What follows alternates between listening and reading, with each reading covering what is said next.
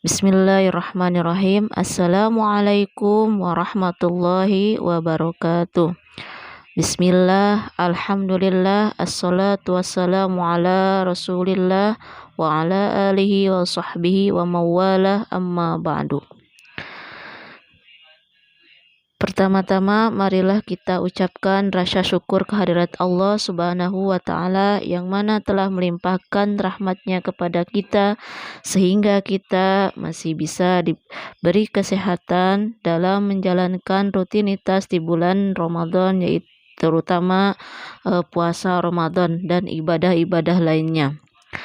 Salawat serta salam marilah kita aturkan kepada baginda Nabi besar Muhammad sallallahu alaihi wasallam dengan ucapan Allahumma sholli ala sayyidina Muhammad wa ala ali sayyidina Muhammad. Baiklah, di sini Ibu akan memberikan materi atau tema dengan tema keutamaan membaca Al-Quran. Tidak diragukan lagi, Al-Quran adalah kitab Allah, ya. Al-Quran adalah kalamullah, Al-Quran adalah firman Allah. Kitab suci yang diturunkan oleh Allah Subhanahu wa Ta'ala dari langit kepada Rasulnya, yaitu Nabi Muhammad sallallahu alaihi wasallam melalui perantara malaikat Jibril. Orang yang membaca Al-Quran dan mengamalkan isinya tidak akan pernah rugi dalam kehidupan. Sebagaimana firman Allah Subhanahu wa Ta'ala dalam surat Fatir ayat 29 sampai 30. Bismillahirrahmanirrahim. Innalladzina yasluna kitaballahi wa aqamus sholata wa anfaqu mimma razaqnahum sirran wa alaniyatan yarjuna tijaratan lan tabur liwaffiyahum ujurahum wa yazidahum min fadlih innahu ghafurun syakur. Yang artinya, sesungguhnya orang-orang yang selalu membaca Al-Quran dan mendirikan sholat dan menafkahkan sebagian dari rezeki yang kami anugerahkan kepada mereka dengan diam-diam dan terang-terangan, mereka itu mengharapkan perniagaan yang tidak akan merugi, supaya Allah menyempurnakan kepada mereka pahala mereka dan menambah kepada mereka dari karunia-Nya. Sungguhnya Allah Maha Pengampun lagi Maha Mensyukuri. Nah, saudara-saudaraku sekalian, anak-anak ibu yang ibu cintai, Allah Subhanahu wa Ta'ala ya akan bersama kita, ya. Ayat ini menjelaskan kepada kita bahwa orang yang membaca kitab Allah, yaitu Al-Quran, adalah orang yang yarjuna tijaratan lan tabur. Artinya hanya mengharapkan perniagaan yang tidak akan pernah merugi. Artinya perdagangan, ya. Perniagaan itu artinya perdagangan, ya. Orang yang menjual. Nah, orang yang baca Al-Quran adalah orang yang berniaga dan tidak akan pernah merugi.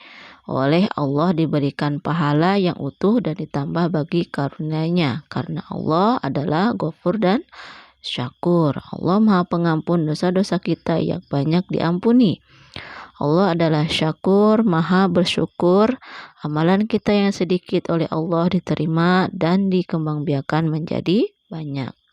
Jadi orang yang membaca Al-Quran tidak akan pernah rugi. Lebih dari itu Rasulullah SAW bagaimana di dalam riwayat At-Tirmizi, dan beliau mengatakan bahwa hada hadisun hasanun sahih melalui jalan sahabat Abdullah bin Mas'ud radhiyallahu anhu, qala Rasulullah SAW, inna man qara'a harfan min kitabillah ta'ala falahu hasanatun wal hasanatu bi asyri amsalha la aqulu alif lam mim harpun walakin alif pun harpun wa lamun harpun wa mimun harpun.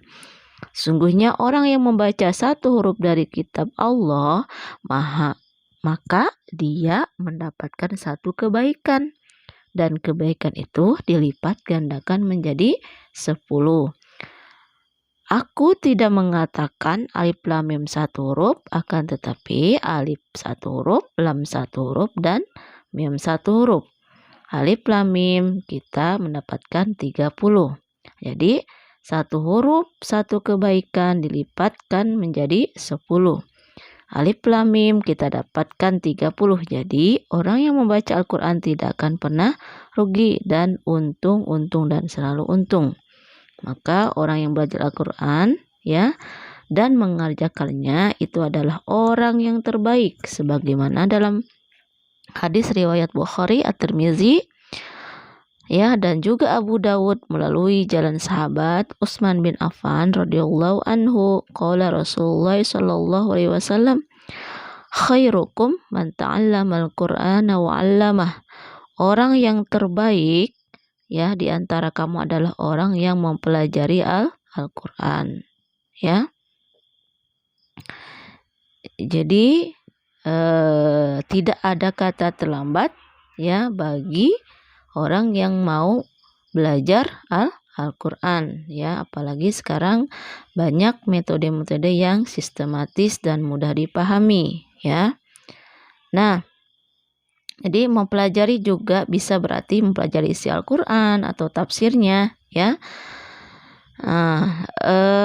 Apabila orang itu mengajarkan kepada orang lain, maka akan mendapat pahala, dan pahalanya itu akan terus mengalir sampai